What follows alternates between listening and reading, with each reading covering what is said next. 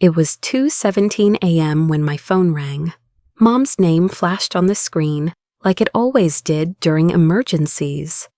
I answered half asleep, heart racing, only to hear her crying, "Your brother needs help again." I wired the last $15,000 from my house fund. It was supposed to be temporary. 2 weeks later, I found out my savings account didn't exist anymore. Not frozen, not hacked, gone, legally transferred to someone else. Someone I trusted, someone I called family. That night, I didn't cry. I booked a one-way flight. And that's when everything started to unravel, beautifully, brutally, and beyond their control. I was always the dependable one. The child who paid the bills without asking, who picked up the phone no matter the hour, who never questioned the urgency behind the tears. I used to think that made me strong. Now I know it made me the perfect target. The call came at 2:17 a.m.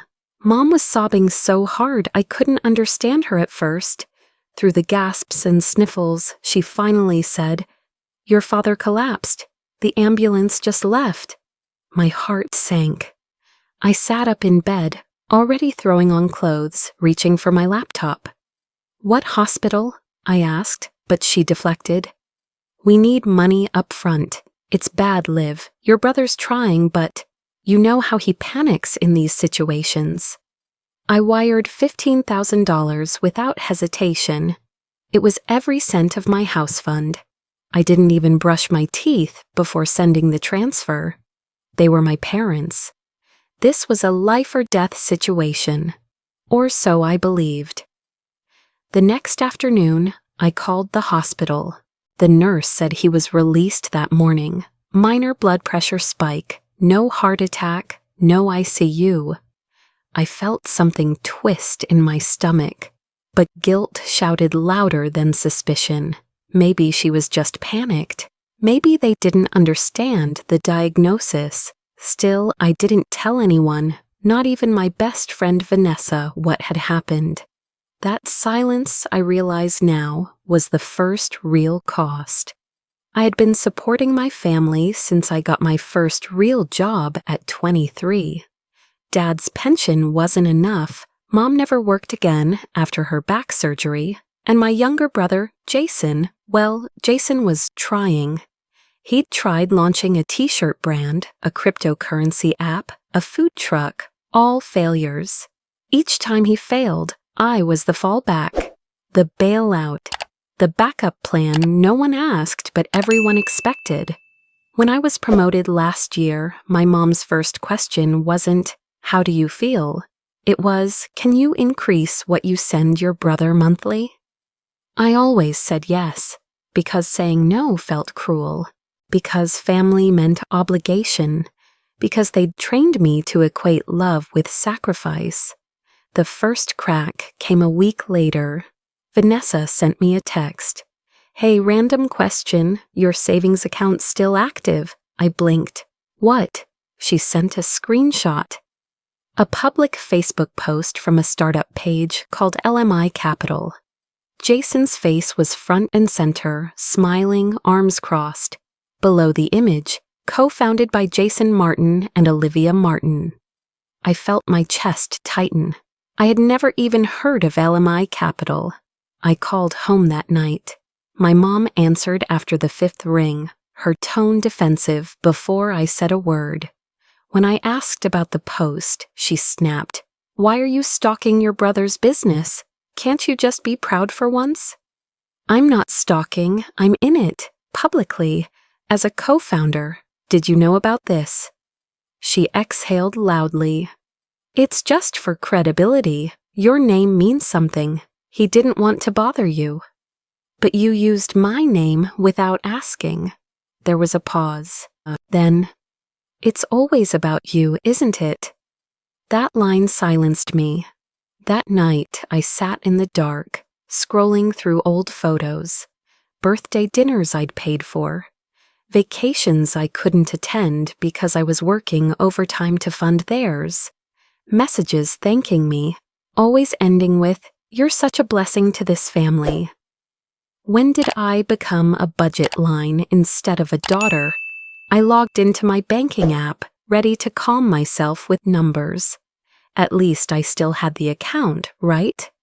The hard numbers to anchor me, to prove I hadn't lost everything.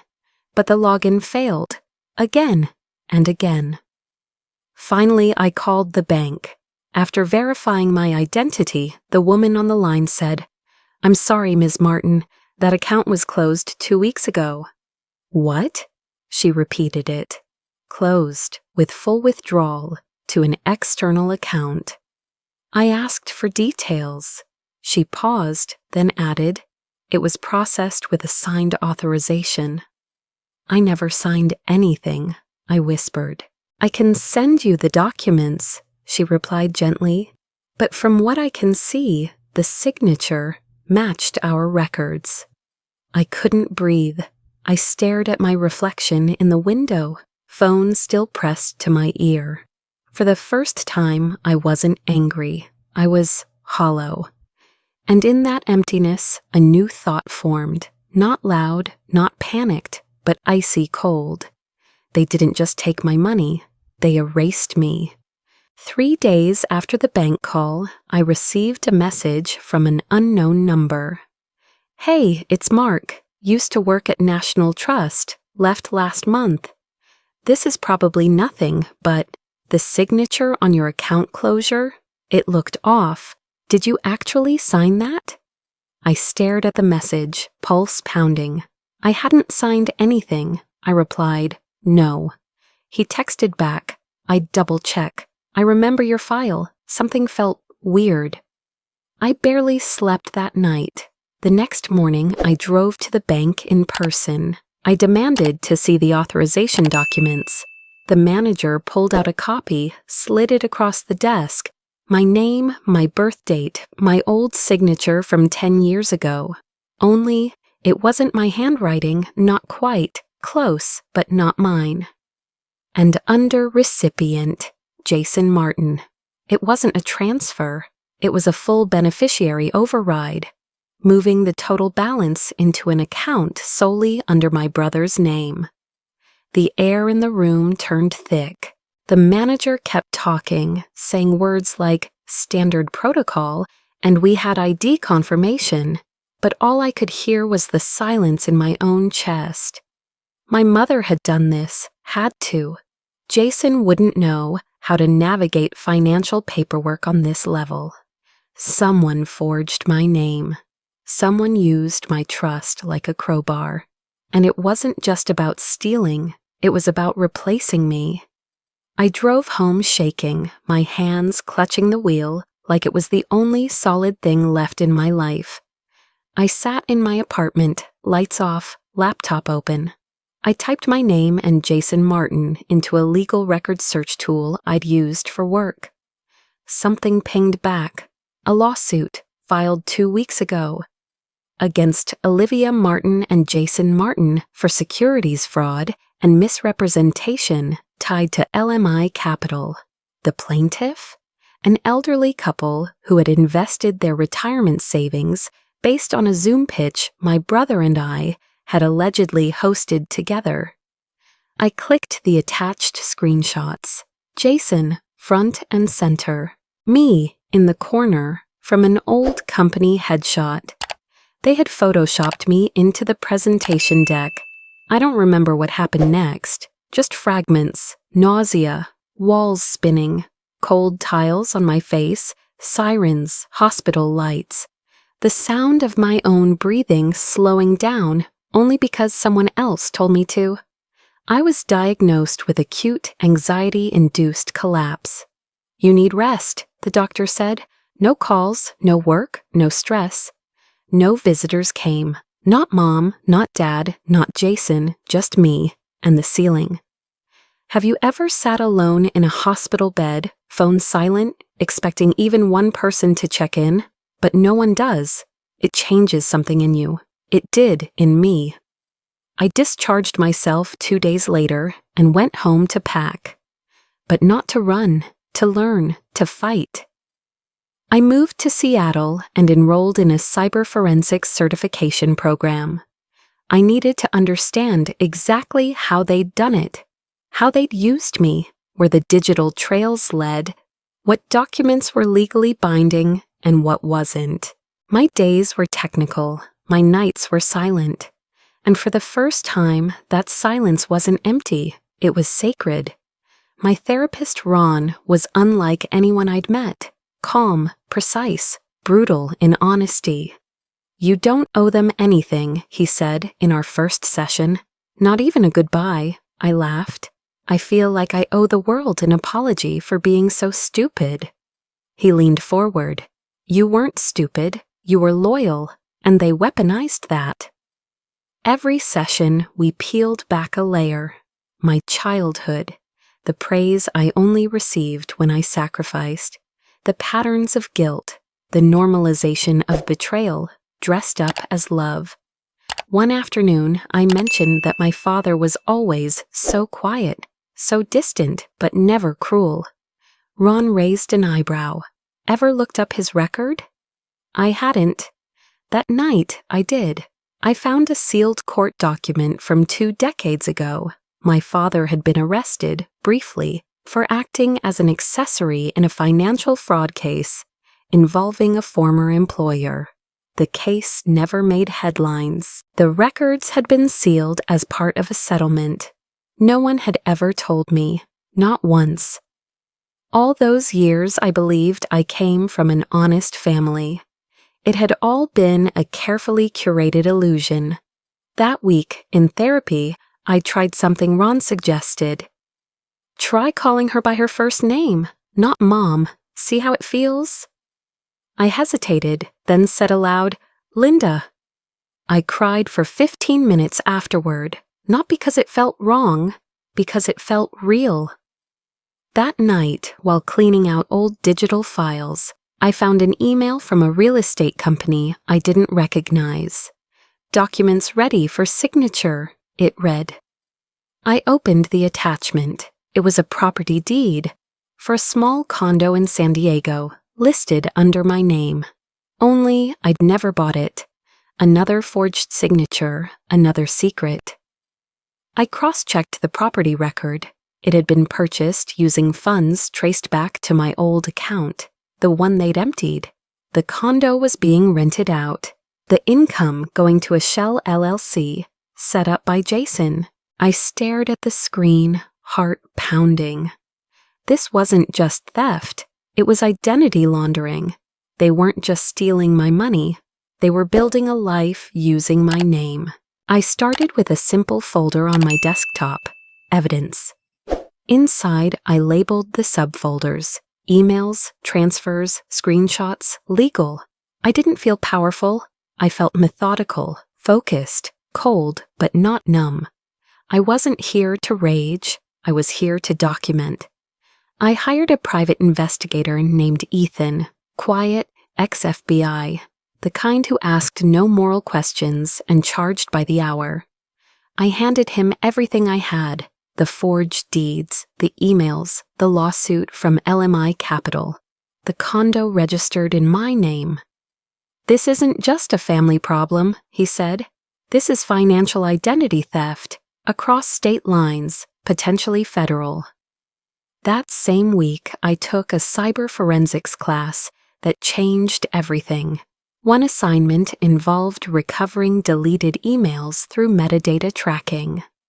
I applied what I learned to my old Gmail archive using a recovery tool Ethan recommended. What I found made my stomach drop. A series of bank transfer confirmations, deleted weeks before. They weren't to Jason directly, but to a nonprofit called Together We Heal. On paper, a clean mental health organization. I dug deeper. Its founding board member, Amber Lewis, Jason's ex-girlfriend, the same one who dumped him 5 years ago after a scandal no one in the family talked about.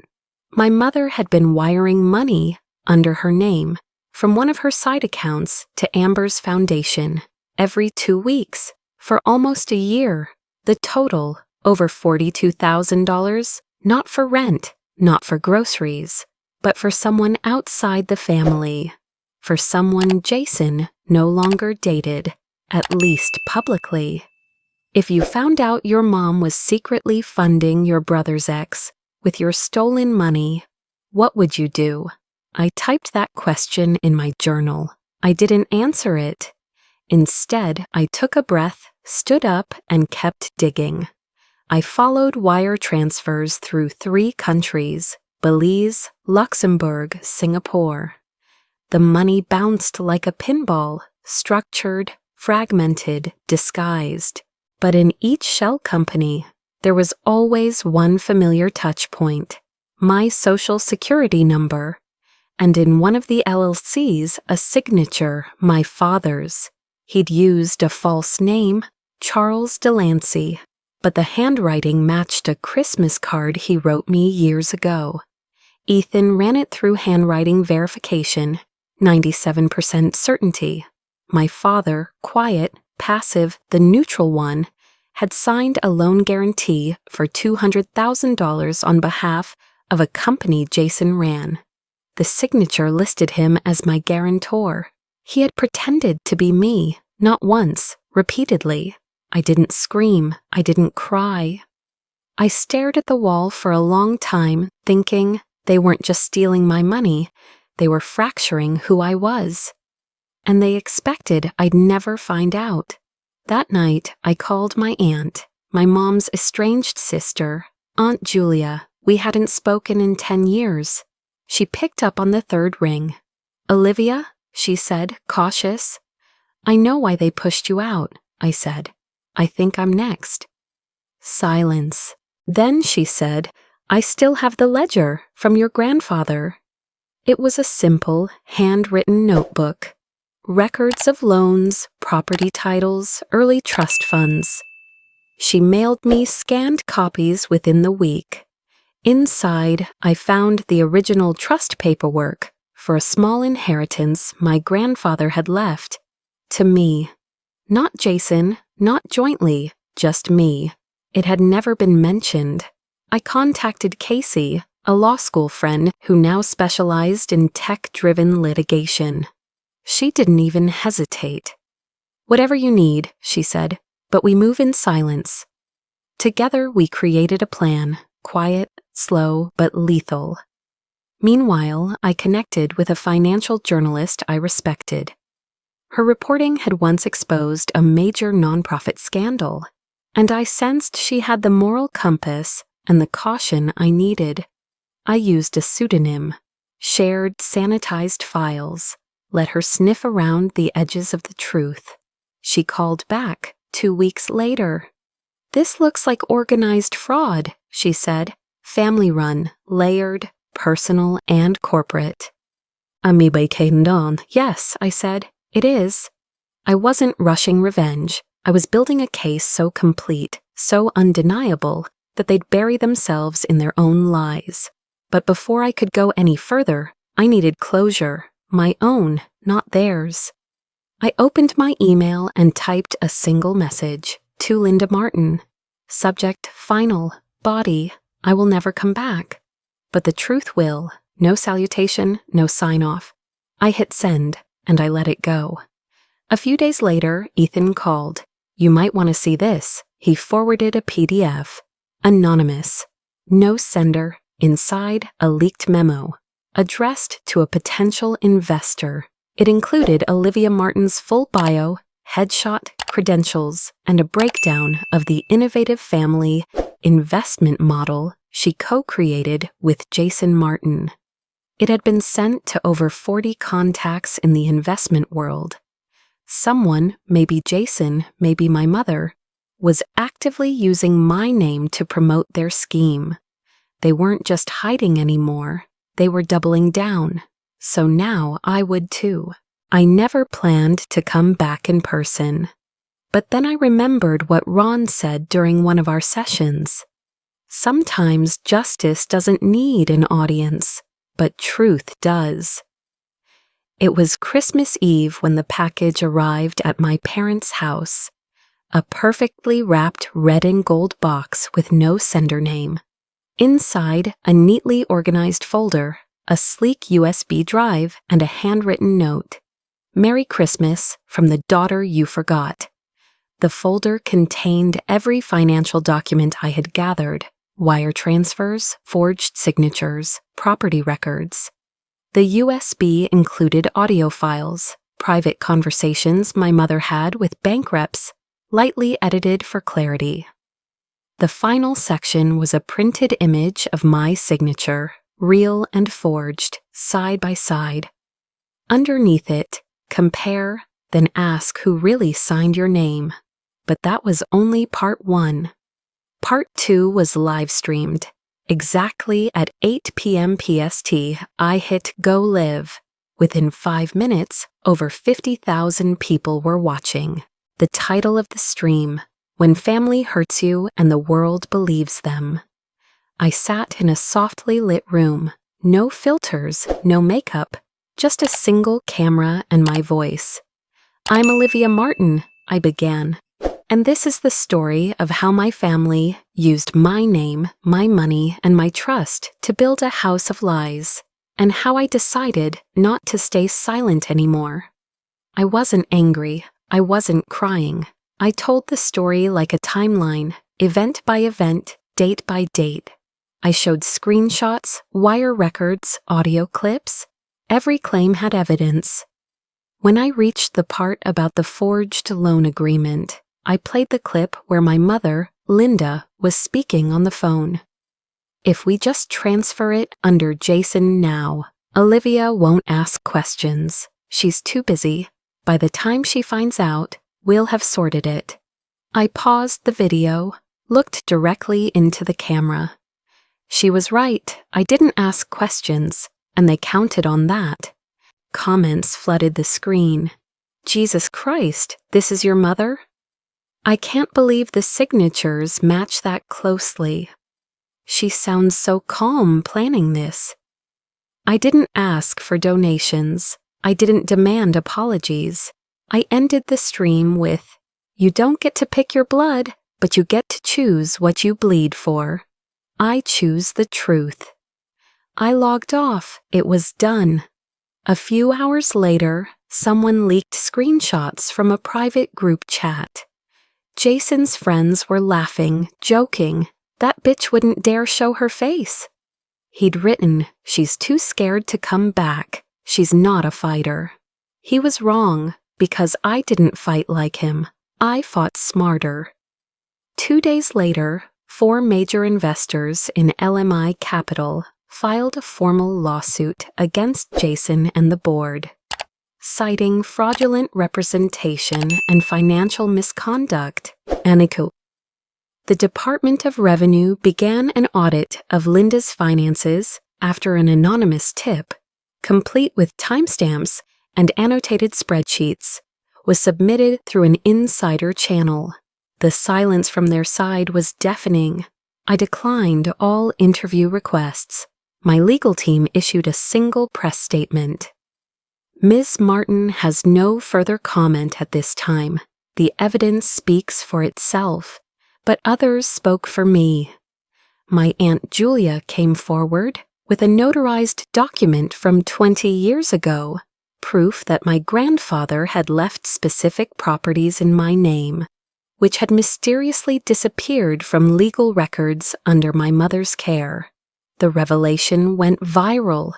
The narrative shifted from family dispute to multi-generational misappropriation of assets. And through it all, I said nothing.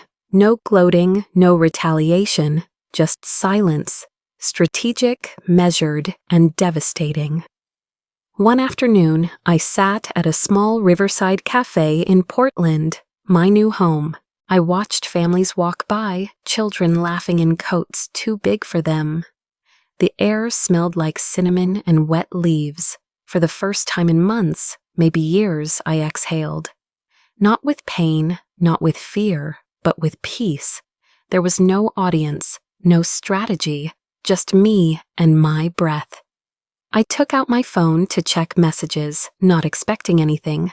A notification blinked from my realtor. "Your new property title has cleared. The home is officially under your name now. Welcome home, Olivia." I stared at the screen for a while, then smiled. Not because of the house, but because no one else owned a single piece of it. The courtroom wasn't as dramatic as I thought it would be. No gasps, no shouting, no pounding gavels. Just fluorescent lights, hushed voices, and the low hum of printers behind the clerk's desk. When the judge announced the sentence, my mother didn't even flinch. Linda Martin, found guilty of financial misrepresentation and identity forgery. Ordered to pay full restitution of $143,000 and serve 18 months probation under restricted financial activity. She stood with both hands clasped in front of her, her pearl necklace neatly in place, her eyes blank. Not ashamed, not angry, just empty. The kind of empty you see in people who still believe they were justified. Jason's turn came hours later.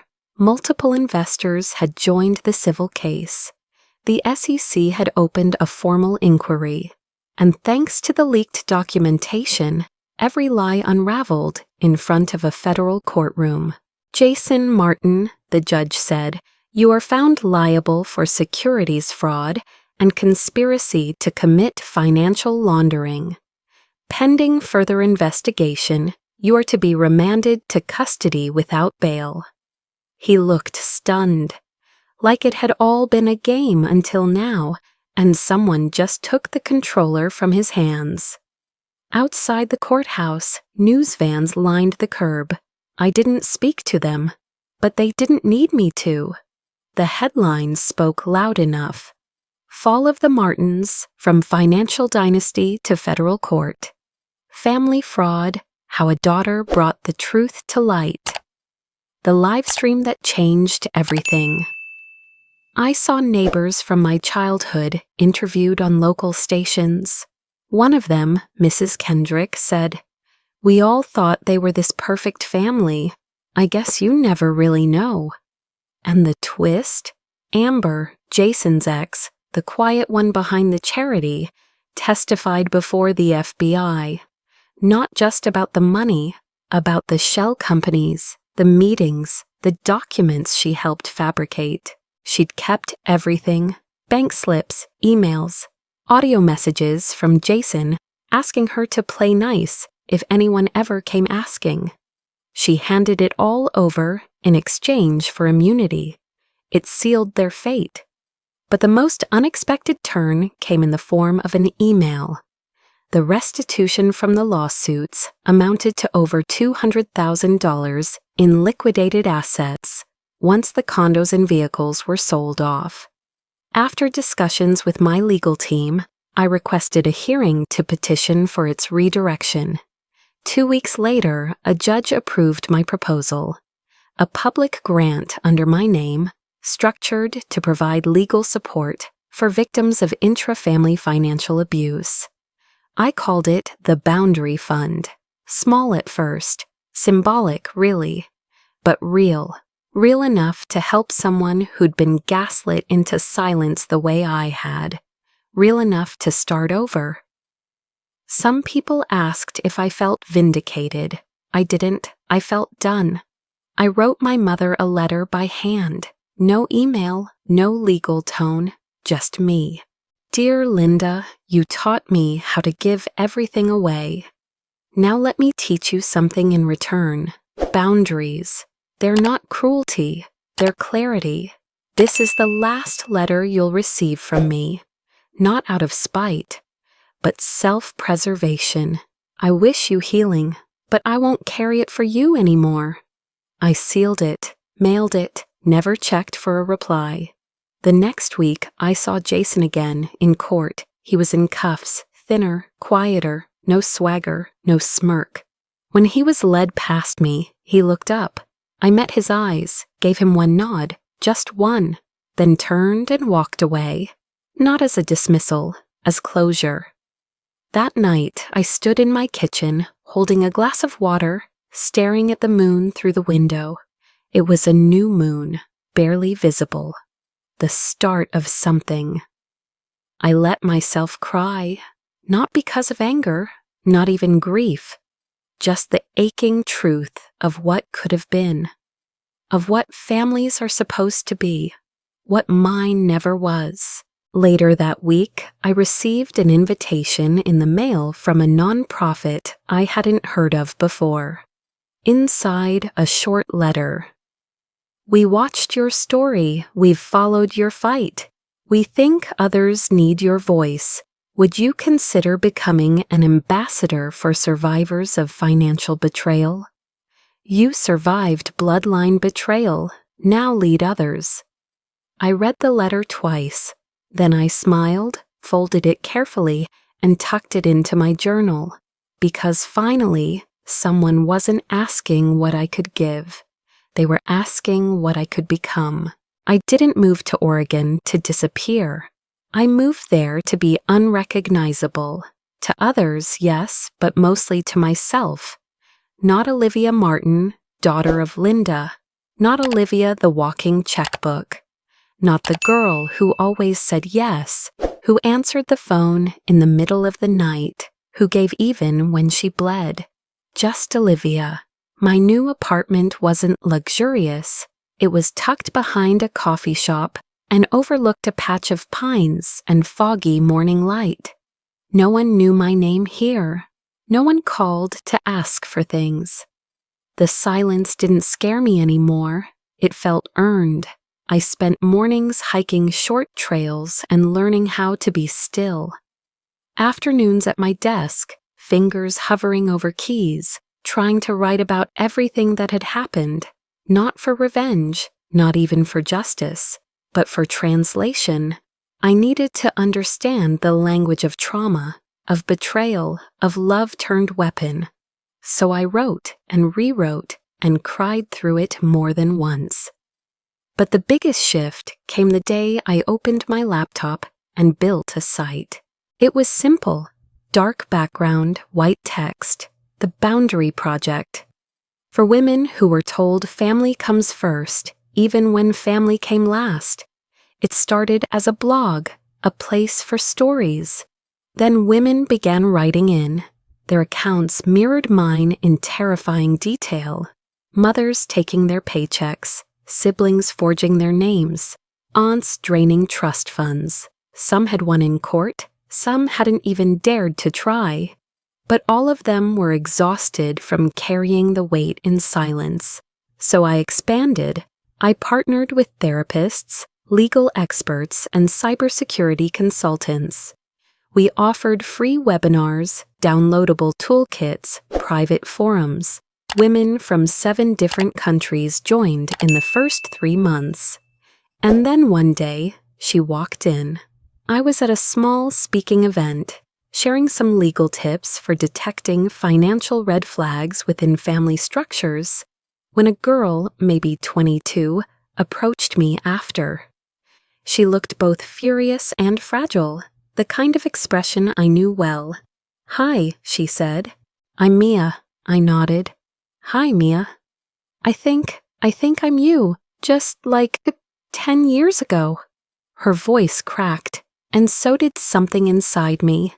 We found a bench near the exit and sat down.